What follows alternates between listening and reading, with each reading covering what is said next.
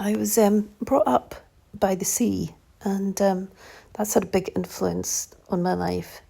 And I was in quite a small village, and as kind of crowd of youngsters and friends, had so much freedom. We were pretty much feral kids. We were out from dawn till dusk, popped home from lunch and popped home for tea. And it had a big influence on the way that I looked at the environment. The sea and the woods where we used to walk, and the environment was pretty much where we did a lot of our learning. And later on, when I did one of my projects, the Arts Council funded projects, was funded by an environmental organisation called Scottish Natural Heritage, and I learned a lot about environmental education from then, and that's had a big influence on me. And so a lot of my work is really talking about the fragility of the environment and the climate. I had a very traditional art education at Duncan and Jordanston. We did a lot of life drawing and sculpture and life painting, and then we really learnt a lot about, I suppose, modernism, right from the Cézanne and the Impressionists right the way through to postmodernism and neoclassicism and a lot of the neo-minimalism, and that was a big grounding. There was a lot of art education and how to read a painting, and we had a bit of a backlash. I remember the girls, and when we were quite young, and we got a lot of feminist education input, which really helped ground me in understanding how strong we had to be to make our voices heard as women. And I ended up painting much larger canvases than the guys just to get out there. And I do remember the first time I walked into the Royal Scottish Academy, there was a student show and my work was in the main hall, and I was so chuffed. So it gave me that grounding of being quite confident in painting and understanding it. And I remember Pete Collins, one of my lecturers, standing in front of my work and saying, you've got an enviable ability to draw and to paint. You now need to go into the world and find out what you want to say. And, that's a great piece of advice for anyone, because it's not just about the technical understanding or how to read a painting, but also what it is that you want to say. And one of the things that I hope people really take from my work is that interest in the environment, even on an aesthetic level. If that's all they get, then I feel I've achieved something, in the way that, you might walk into a Rothko room and feel uplifted. That really is, quite an emotional attachment you've got to a piece of work. But if they can take something more, then that's super as well. If they can maybe go out into the world and look at the environment in a different way, look at the trees, the way they move, the way that the water sits and ripples, or the way that the leaves fall on the water. If they can look at a pond and think, what's in there is really important to the environment, that's great. That's what I really hope, that they look and see our environment as being really important.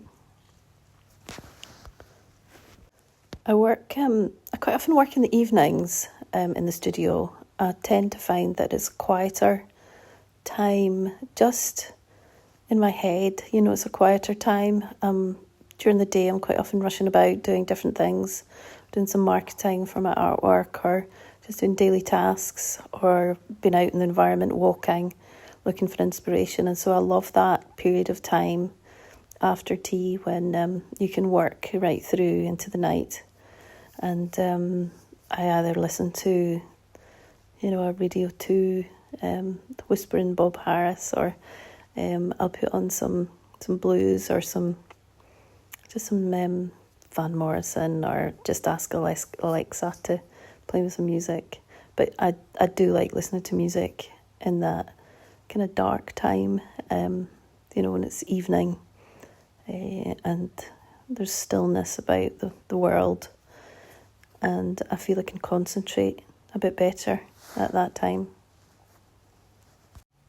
More recently, I started to write poetry, and some prose as well. I started in lockdown, actually, and I then went on and did a Masters in Letters at Dundee Uni, where I got a distinction, and I was really writing about that place of the environment and how people become part of that and how we relate to the environment.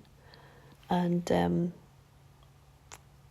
these words and poems have started to get published. I've had about 50 pieces published, and they've crept into my work, and my work has also crept into the poetry, and that I often illustrate my pieces and pieces of writing, and then my writing has crept into my pieces of painting. And sometimes, you maybe have just a few words, and other times it's more multi-layered. And I'm really developing that more and more. On the one hand, I'm playing with how text pieces sit next to non-text pieces, and how almost maybe a colour suggests, water or wind, and then the text beside it will suggest something else, and it's almost like that diptych, triptych, and then maybe quite a few sporadic pieces together, and how they start to tell a story. And I quite like that multiplicity of pieces. So that's something that I'm developing more now. And I've been doing quite large triptychs, and they're up for sale at the moment online in Singular Art. And I've also got some pieces on my website and on Instagram. But I'm really quite enjoying the fact that there's not a conclusion to these pieces. It's almost like if somebody bought 3 or 4 different pieces, they could place them in a different way than I've maybe placed them, or they would maybe sit in a gallery. And I really like the way text, it's quite a difficult thing to get text to work with image, and I'm just really pursuing that difficulty and seeing if I can find some resolution. If you want to see more of my work, I'm selling on Singulart, that's Singulart, and my website address is www.irene-watson.com. And my handle, if you want to say hi, on Instagram is at Irene_Watson_. Hope to hear from you. Bye.